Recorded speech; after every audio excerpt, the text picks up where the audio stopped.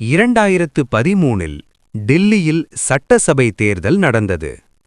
காங்கிரஸ் மற்றும் பாஜக ஆகிய பாரம்பரிய கட்சிகளின் செயல்பாட்டில் மக்கள் அதிருப்தியாக இருந்தனர். புதிய தலைமுறை அரசியல் வேண்டும் என்கிற உணர்ச்சியில் பலர் ஆம் ஆத்மியை நோக்கி திரும்பினர். டில்லி மக்களின் நேரடியான வாழ்க்கை பிரச்சினைகள் மீது கவனம் செலுத்திய கட்சி இது. மலிவான மின்சாரம், தண்ணீர் பிரச்சினைக்கு தீர்வு, மகளிர் பாதுகாப்பு, ஊழலில்லாத ஆட்சி. இந்த வாக்குறுதிகள் நடுத்தர மற்றும் கீழ்நிலை மக்களின் மனதில் பெரிய தாக்கத்தை ஏற்படுத்தியது. வீடு வீடாக பிரச்சாரம். ஆம் ஆத்மி கட்சி முதன்முதலாக மிகப்பெரிய அளவில் தன்னார்வவாதிகளை பயன்படுத்தி களத்தில் இறங்கியது. ஒரு நல்ல நாட்டிற்காக நாம் எல்லோரும் ஒன்றுபட வேண்டும் என்கிற கோஷம் மிக வேகமாக பரவியது. ஃபேஸ்புக், ட்விட்டர், யூடியூப் போன்ற சமூக ஊடகங்களை பயன்படுத்தி இளைஞர்களை அதிகம் கவர்ந்தனர். கெஜ்ரிவால் அதிகாரத்திற்காக அல்ல, மக்களுக்கு சேவை செய்ய அரசியலுக்கு வந்தவர் என்கிற உணர்ச்சி மக்களிடம் உருவானது. அவரது எளிமையான வாழ்க்கை முறை அவருக்கு சுத்தமான அரசியல்வாதி என்கிற மதிப்பை கொடுத்தது. அப்பொழுது காங்கிரஸ் ஊழலில் மூழ்கியிருந்தது. பாஜக வலுவான தலைவரை டில்லியில் முன்னிறுத்தவில்லை. இந்த வெற்றிடத்தை ஆம் ஆத்மி கட்சி பயன்படுத்தி மக்களிடம் புதிய நம்பிக்கையை உருவாக்கியது. நடிகர் ரஜினிகாந்த் 2017 டிசம்பர் 31ஆம் தேதி தான் கட்சி தொடங்கப் போவதாக அதிகாரப்பூர்வமாக அறிவித்தார். மாத்துவோம், எல்லாத்தையும் மாத்துவோம், இப்போ இல்லனா எப்பவும் இல்ல.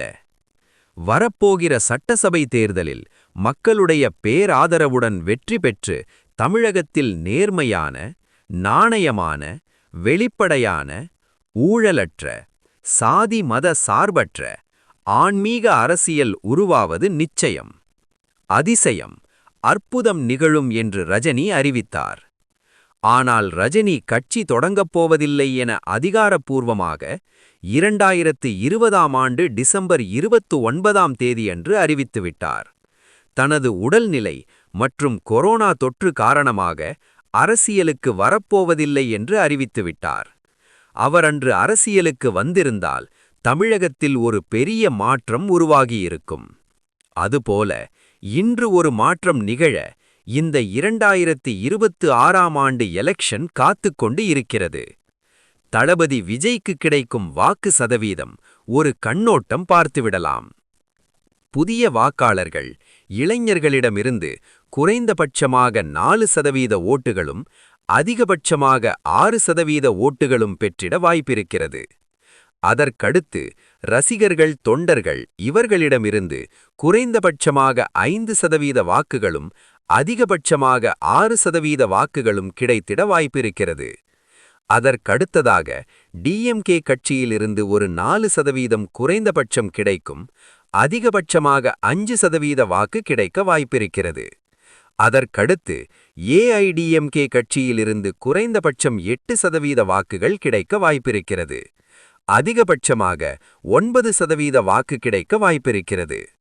அதற்கடுத்ததாக இளைஞர்கள் அதிகபட்சமாக இருக்கக்கூடிய சீமான் கட்சியிலிருந்தும் விடுதலை சிறுத்தை கட்சியிலிருந்தும் குறைந்தபட்சம் 5% வாக்குகள் கிடைக்க வாய்ப்பிருக்கிறது.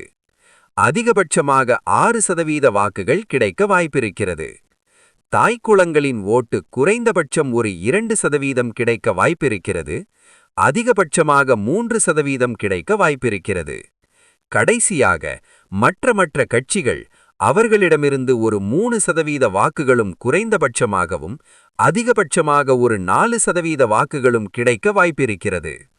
ஆக மொத்தம் கூட்டிக் கழித்து பார்க்கும்போது குறைந்தபட்சம் 31%ஆகவும் அதிகபட்சமாக 38% வாக்கு கிடைக்கும் என்கிற நிலை தற்பொழுது இருந்து வருகிறது. டிஎம்கே, ஏடிஎம்கே இரு பெரும் கட்சிகளை தவிர்த்து மற்ற கட்சிகள் விஜய் கூட்டணிக்கு கட்டாயம் வருவர். அவ்வாறு வரும்போது கூட்டணி வலுப்பெறுவது நிச்சயம். அத்துடன் 2996ஐ போல ரஜினி இந்த 2026க்கும் தளபதி விஜய்க்காக ஒரு வாய்ஸ் மட்டும் கொடுத்தால் விஜய் ஆட்சி தமிழகத்தில் நிச்சயம் மட்டுமல்ல, சத்தியம்.